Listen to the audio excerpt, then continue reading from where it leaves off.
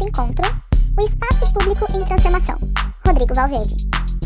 Este é um resumo do encontro de leitura e debate da tese de doutorado A Transformação na Noção de Espaço Público, a tendência à heterotopia no Largo da Batata, trecho de A Utopia do Espaço Público e Duas Formas de se compreender geograficamente os espaços públicos, de Rodrigo Valverde, 2007. Então, aqui eu trago o nome da tese, né, a leitura do nosso sexto encontro, que foi proposta, que é a transformação da noção do espaço público, a tendência à heterotopia no Largo da Batata, do Rodrigo Valverde, que hoje é professor da USP. O nosso tema é o espaço público em transformação, e aqui eu trago para a gente, né, discutir nesse primeiro momento, o capítulo 2 da tese, onde ele vai trazer a origem da noção de espaço público e as suas partes constitutivas, né? Então, ele vai fazer uma distinção entre privado, social e público. É importante que ele já coloca, né, nesse primeiro momento ali do capítulo 2, discutir a origem da noção do espaço público e a maneira como essa ideia se organizou na sociedade ocidental de maneira geral. E por conta disso, ele vai trazer a releitura de alguns autores, dentre eles os mais importantes nesse momento, ao meu ver, que ele vai priorizar, é o Habermas e a Hannah Arendt, e ele vai falar que ambos defendem a distinção entre espaço público e privado, dizendo que essa distinção, né, essa diferença entre público e privado, nasce junto com o próprio termo do público, né, com o próprio termo espaço público. Eles também vão falar nas suas teorias, né, sobre uma ideologização do espaço público, que vai começar a acontecer justamente com o surgimento da burguesia, né, pós-revolução industrial. E que nesse momento pós-revolução industrial, pela burguesia exigir a sua inclusão no debate urbano das cidades, na conformação das cidades e na própria gestão das cidades, isso vai confundir um pouco a noção que era muito mais clara e muito mais distinta quando a gente tinha a base do pensamento e da sociedade grega e romana. Principalmente na grega. Então, eles vão ressaltar essa filosofia grega clássica e eles vão, então, também se relacionar a algumas obras públicas do Império Romano, trazendo um pouco de suas imaginações para esse contexto. E aí o Valverde diz que quando eles fazem isso, eles fazem uma escolha. E essa escolha é negligenciar o espaço e valorizar o aspecto político do espaço público. Eles dividem, então, eles dizem, né, eles defendem fortemente que existe uma necessidade de distinção das esferas. E quais esferas são essas? Segundo o pensamento grego, essas esferas são as esferas política, social e privada. E ainda no pensamento grego, a esfera social não é bem estruturada, ela não é muito vista como uma esfera perfeita, por isso que eu coloco ela aqui bem clarinha, ela é como se fosse uma ideia ainda. Portanto, a maior distinção que existia no pensamento grego entre a esfera política e a esfera privada. E o que seria essa esfera política? Ela seria um conjunto de características que diferiria totalmente da esfera privada. Ou seja, os seus participantes, os seus princípios e objetivos eram totalmente opostos dos objetivos privados, em que se consideraria que todos os cidadãos são iguais, que eles detêm o conhecimento e eles são responsáveis pela lógica e pela razão universal do que se pensa sobre o mundo, sobre o todo, e, portanto, esses cidadãos sempre vão estar em espaços comuns discutindo essas questões. É muito importante a gente lembrar que o Valverde, inclusive, fala que essa noção de política não é a noção de política que a gente tem hoje, é uma outra noção de política, em que ela está muito ligada à questão do conhecimento, justamente por conta da sociedade daquela época ser, como eu disse, somente considerada como cidadãos, né? Aquelas pessoas que eram livres, aquelas pessoas que eram homens, que eram detentores de poder, enfim. A gente tem que entender que essa esfera política naquela época não tinha nada a ver com questões práticas. Por exemplo, a gente pensa em política, a gente já pensa na administração de um país, na administração de uma cidade, de uma região, enfim. Não é isso, não tem nada a ver com isso. Na verdade, eles pensam política naquela época como uma própria estruturação de mundo, estruturação da própria organização da sociedade e assim por diante. Isso vai mudar principalmente através do pensamento romano, né? E mais ainda no Estado moderno, o que o Habermas e a Arendt vão dizer que gera uma grande confusão nesse Estado moderno. A ideia de política que a gente tem hoje é muito mais relacionada à questão social do que à questão política que eram dos gregos. Esse pré-político, então, é o sistema administrativo da cidade grega, né, da polis grega, digamos assim.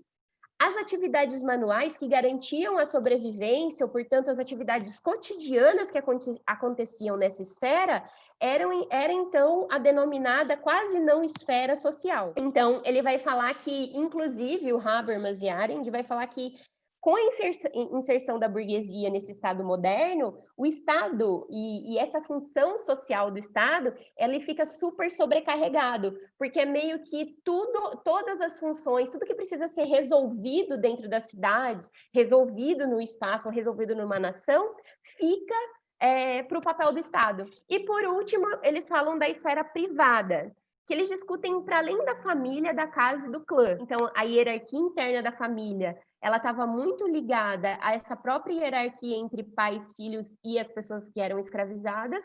E aí, obviamente, isso também tem uma hierarquia muito grande dentro da família. E aí, naquele momento, a menor célula, então, da sociedade era a família, porque era responsabilidade desse cidadão, desse ser, né, político, organizar essa família. Né? Então, ele tinha total domínio sobre ela. Com a modernidade, então, o que muda? A menor célula passa a ser o indivíduo. Né? E eles veem nisso um certo problema. O problema que o Habermas e Arendt vê é justamente que essa individualização e essa opinião do indivíduo, ela traz muitos choques em relação a essas esferas. Então, eles veem, sim, isso como problemático, por mais que isso trouxesse maior liberdade para a sociedade. Então, o que acontece é que a gente tem a não distinção entre essas esferas quando começa a constituição do Estado moderno. E, portanto, isso geraria, perante essa ideia, um desequilíbrio, uma crise, um caos, uma ambiguidade de todas essas esferas, que faria com que a nossa sociedade não conseguisse entender o que é o público, o que é o privado, o que é o social e assim por diante. Aí ele parte, então, para a ideia, né, de que o espaço público ele também começa a sofrer a influência de uma outra perspectiva, que é a perspectiva urbanista. Portanto, é como se os urbanistas estivessem olhando naquele momento para o espaço público como um espaço totalmente modelável e físico, material, em que a gente pode colocar, né, funções justamente pensando nesse espaço que também é social, ou seja, pensando em como as pessoas usam esse espaço. E aí eles começam a defender também que se as pessoas usarem o espaço das maneiras certas, ou seja, das formas que ela é proposta, essas pessoas elas vão ter uma orientação política que, teoricamente, caminharia para uma democracia.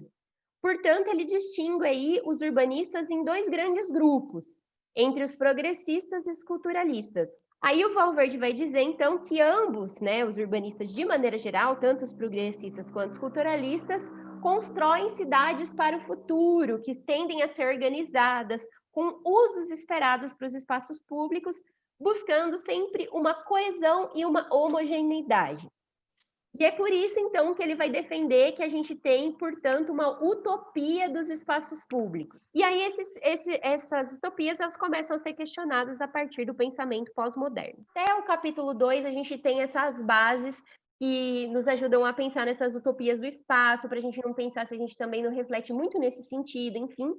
E quando ele chega aqui no capítulo 3, ele traz, né, duas formas de se compreender geograficamente os espaços públicos. Então, ele foca na forma com que a geografia pensa o espaço público.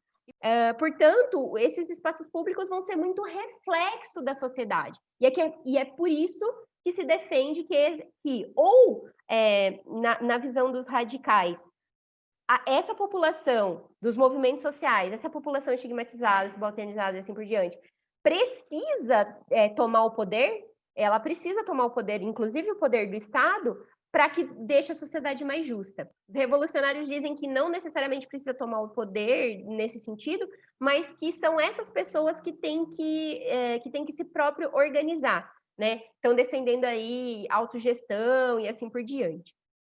Bom, essas ideias são as ideias básicas que ele vai trazer no capítulo, e só para que a gente não fique na dúvida, né, do que em qual tese, por fim, o Valverde vai chegar no final de sua tese, a perspectiva defendida pelo Valverde é que republicanos e marxistas, de maneira geral, ainda vão considerar o espaço público fundamentalmente através de um caráter muito político, e que, por conta disso, eles veem uma crise latente nesse tipo de espaço. Portanto, eles, de qualquer forma, independente da maneira como, os dois chegam no resultado de que é preciso um pacto entre sociedade e Estado para que se tenha um espaço público ok. Daí ele vai dizer, então, que a perspectiva geográfica, portanto, focada muito nessa esfera política, deixa de lado um pouco a esfera social, a cultural e espacial. O que vai mudar a partir da década de 80, quando novos elementos sociais começam a ser levados em consideração, principalmente quando a gente começa a levar em consideração as territorialidades que se põem no espaço, né? Que os grupos sociais vão criando, que os indivíduos vão criando e assim por diante. E eu incluo aqui também a espacialidade que os indivíduos criam, que os grupos criam, e as lugaridades também, né? Quando ele vai falar, inclusive, dos republicanos, é importante lembrar que os republicanos defendem o lugar e a lugaridade com uma importantíssima dentro do público. Depois, se vocês quiserem, a gente pode discutir isso melhor, porque não cabia aqui na apresentação tanta coisa. Mas o autor, então, diz que ele sentiu uma falta ali numa terceira abordagem geográfica, e, portanto, ele fala que ele vai defender uma abordagem socioespacial. A tese dele, então, vai ser que se defenda que o espaço público seja heterotópico, baseado na ideia de heterotopia do Foucault, e, portanto, numa perspectiva pós-moderna mais edificada através do pensamento do próprio Soja. Ele vai dizer que o Soja ele traz um pensamento um pouco mais elástico para o espaço público, entendendo que os indivíduos, que os grupos e tais, eles coexistem. E essa coexistência não é um problema, né? Porque não é um problema visto somente do ponto de vista político, mas sim, sendo analisado do ponto de vista social, ele permite com que a gente entenda que a heterogeneidade, né, que acontece no espaço, ela é extremamente saudável. Comentários das pessoas participantes. Arendt, dentro da pedagogia e tal, mas, nossa, foi bem difícil mesmo assim. Uhum. Sim, inclusive eu também já tinha lido, eu gosto muito da Arendt, por sinal, acho ela excelente, mas é muito legal ver a perspectiva de outros autores que trazem críticas bem construídas, né, ao pensamento dos autores, né, não crítica pela crítica só. E eu gosto muito disso, da tese do Valverde, porque eu acho que ele constrói muito bem, ele apresenta muito bem o pensamento desses autores, e exatamente aquilo que ele vai criticar, né? Enfim, daí eu queria citar uma coisa que eu lembro, né? Quando a gente discute essa questão da utopia do espaço público, que é uma das obras do um artista plástico, né, que participou do movimento situacionista, né, que foi o Constant. Ele era arquiteto, né, e artista, e ele uma das obras bem famosas dele é a Nova Babilônia, né? Acho que certamente vocês devem já ter contato com isso, mas enfim, né, era essa ideia de uma cidade que ela nunca está pronta, né? Ela está sempre sendo construída. E os espaços públicos, né, na verdade, todos os espaços são públicos nessa cidade, né, só que eles não têm funções pré-determinadas. Então, quem vai dar a funcionalidade é a pessoa que está usando ali. E esse cidadão, né, que é o cidadão ideal ainda que existe nessa cidade, ao invés de ser esse cidadão ideal do modernismo, né, é um nômade, né? Ou seja, ele não tem casa, ele está sempre vagando pela cidade, admitindo funções ali. É claro, né, uma visão totalmente utópica, né, é uma obra de arte que nos instiga a imaginar, né, essas outras possibilidades, mas eu acho que ela pega bem esse ponto, né, de deslocação dessa utopia modernista, que é de definir funcionalidades prévias, né, até pensando como o espaço público como essa forma do espaço público vai definir como que as pessoas se movem ali, né? Certos graus de sociabilidade são aceitos, né? E certos graus não. E nessa utopia do Constant, na verdade, ele dá muito mais liberdade para as pessoas poderem pensar nisso, né, e atribuírem seus espaços, até que a esfera privada ela passa a não existir, né, porque todo esse sujeito vai ser totalmente público, né, nesse cenário. E daí veio isso eu estava pensando, né, quando pensando sobre a pandemia e sobre como que toda essa situação pandêmica, né, ela vai totalmente oposto do que essa utopia do Constant pregava, né? Ou seja, no momento que ficar em casa é uma estratégia de sobrevivência, né? Você ter esse espaço privado é uma estratégia de sobrevivência. Como que esses outros encontros na rua são afetados, né? Então, eu acho que é uma discussão que a gente está permeando um pouco no grupo aqui, mas que quando a gente fala sobre espaço público, né, utopia, me faz pensar bastante, me faz lembrar sobre essa obra artística em específica, né, e sobre também, enfim, né, como que esses encontros estão sendo afetados, né, e nessa situação que a gente está vivendo. Também penso muito nisso, Cauã, que você falou, principalmente esse momento que você trouxe da pandemia, e gosto também de alguns trechos que ele vai falar do pensamento do Don Mitchell, né? Que o Mitchell ele vai falar justamente, obviamente, embasado no Lefebvre, que não tem como a gente pré-conceber usos, né? Que a cidade que é vivida, a cidade que é experienciada, ela não tem como ser, né? Não tem como a gente ficar imaginando, né? Por mais que a gente tente, né? Que a gente direcione o uso, tem coisas que vão ser imprevistos, né? No sentido de que eu não acho que exista liberdade se ela é individualizada, entende? Eu acho que se a gente for pensar esses ideais, né, tipo, eu pensei muito no texto, não só na palavra utopia, mas também na palavra distopia, né? Que eu acho que a gente não vive uma utopia da cidade. O que esses autores meio que me levaram a entender foi que, na verdade, a gente tem uma distopia da cidade, que a gente tem é uma coisa tão caótica e assim tão com uma probabilidade tão grande que talvez pensar em liberdades ou formas de intervir na cidade não seja possível pensar unicamente através do indivíduo, assim. E que talvez, assim, acho que você, por exemplo, se a gente está aqui até discutindo sobre arte, né, aquele diálogo que eu acho que a gente teve algumas 2 ou 3 semanas atrás sobre espaços coletivos, assim, né, e de tipo, assim, dessas intervenções que são coletivas. Tem uma questão, Guerra, que você puxa, que é dessa coisa do fazer a cidade para quem, que me provoca nesse texto.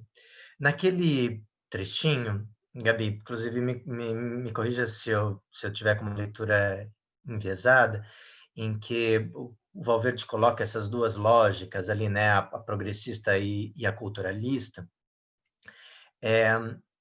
Ele fala dessas diferenças, mas me parece que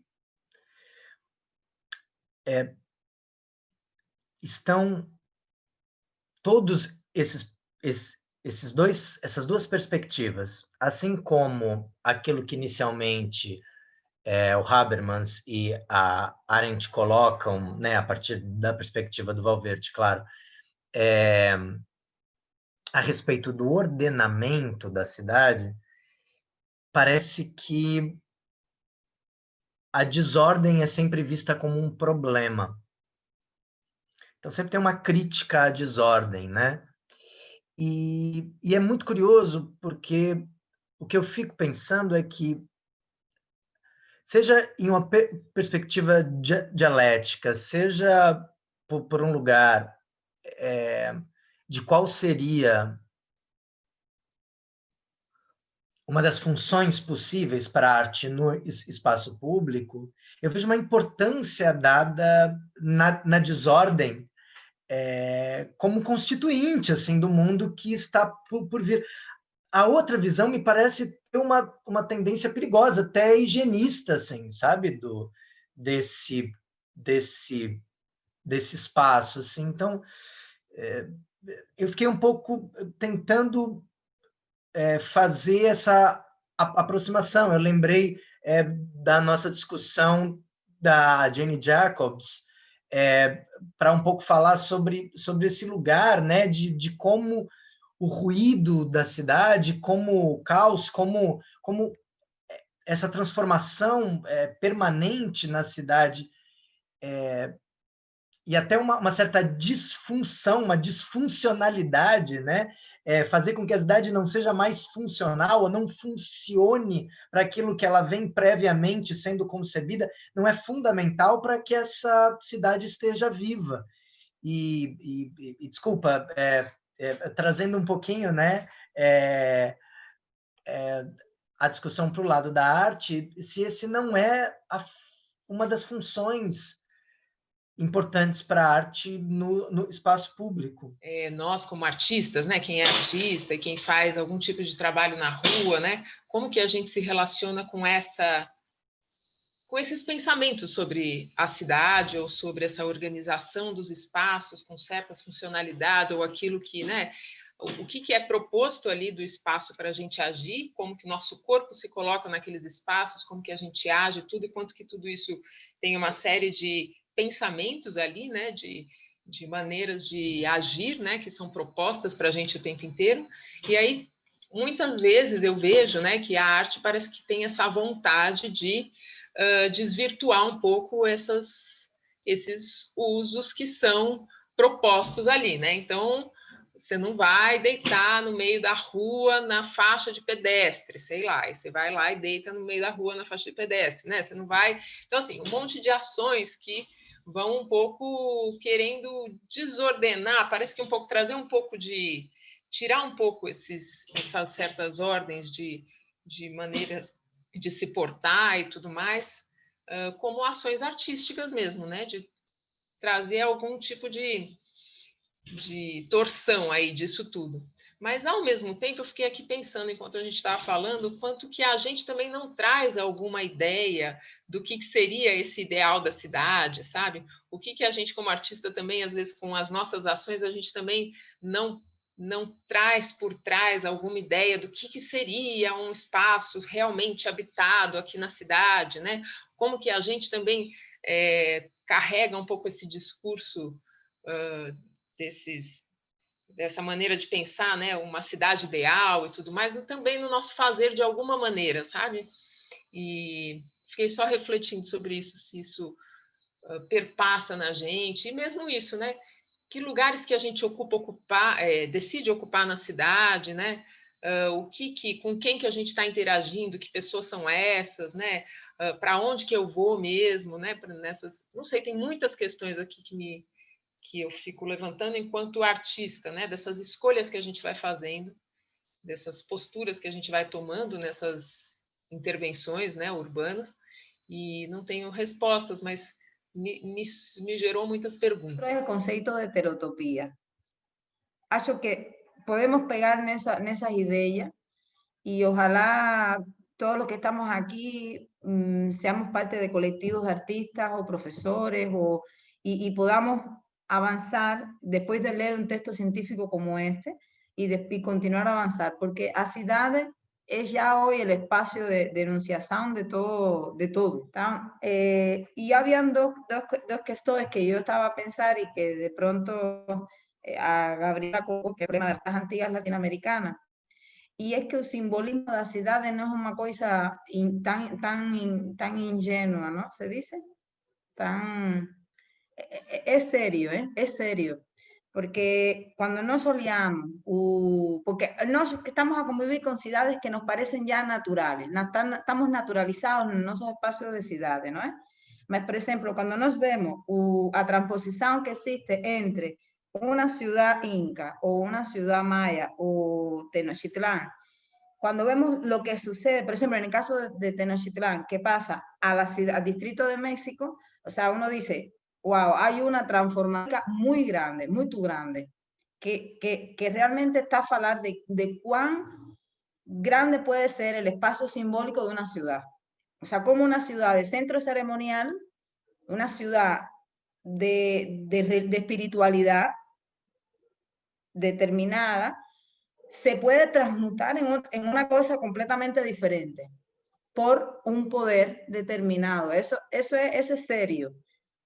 Y nos tiene que poner a pensar Por exemplo, eu sempre les falo a alguns estudantes nossos que fazem grafite e tal, e eles estão muito entusiasmados com a ideia de intervenção pública, eles querem fazer intervenção pública, professora, eu quero ir na rua, quero ir na comunidade, quero ir no bairro, e eu digo, olha, você pode ir no bairro, e pode fazer um projeto comunitário, pode fazer um projeto infantil com criança, pode fazer uma intervenção, mas lembra que você só está a ir.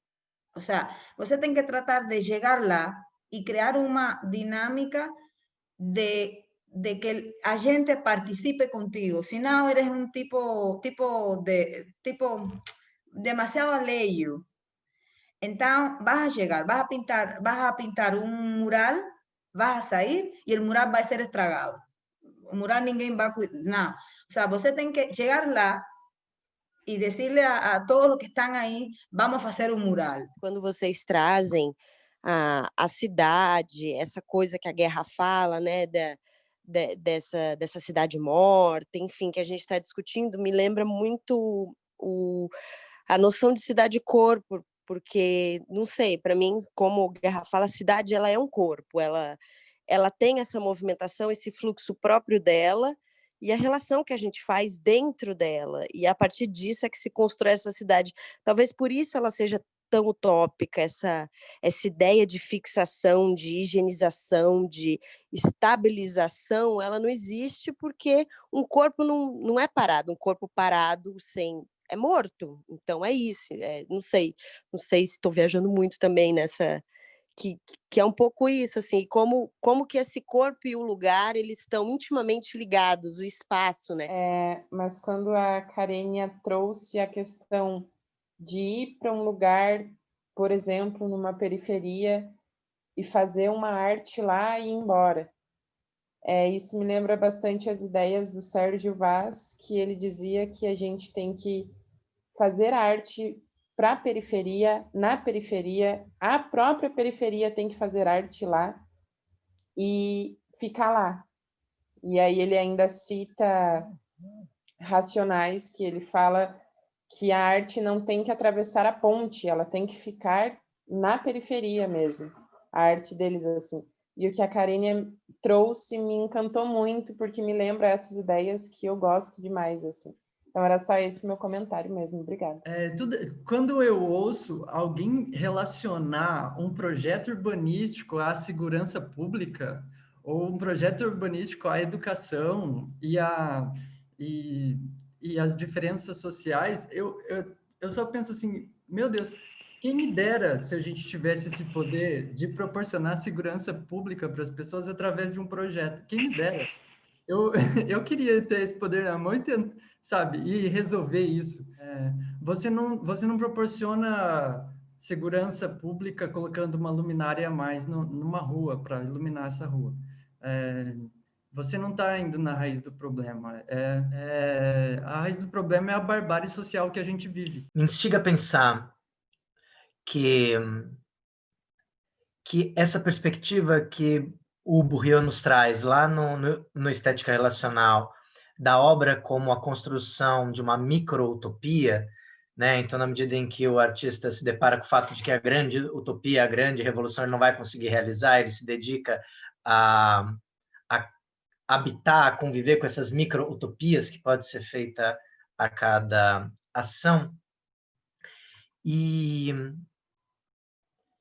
pensar um pouco que talvez a arte esteja na refundação desse espaço de negociação, que poderia ser visto como uma reverberação da perspectiva política de espaço, mas através das nossas ações.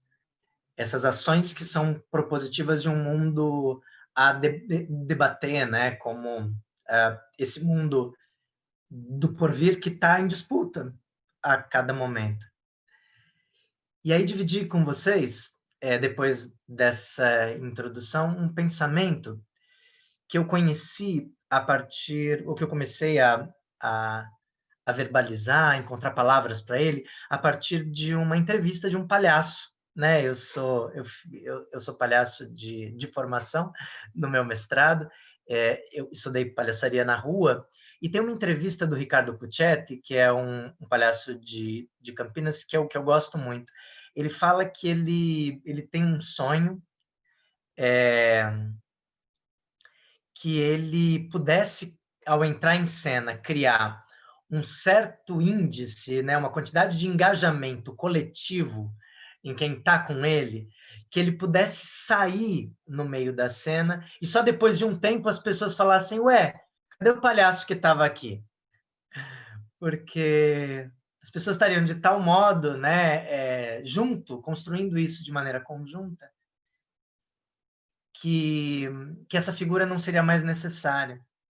Eu acho que existe uma perspectiva na intervenção urbana, como ela me interessa, como eu venho trabalhando, que é de uma perspectiva, de uma utopia de um interventor, de um artista urbano que se descobre desnecessário.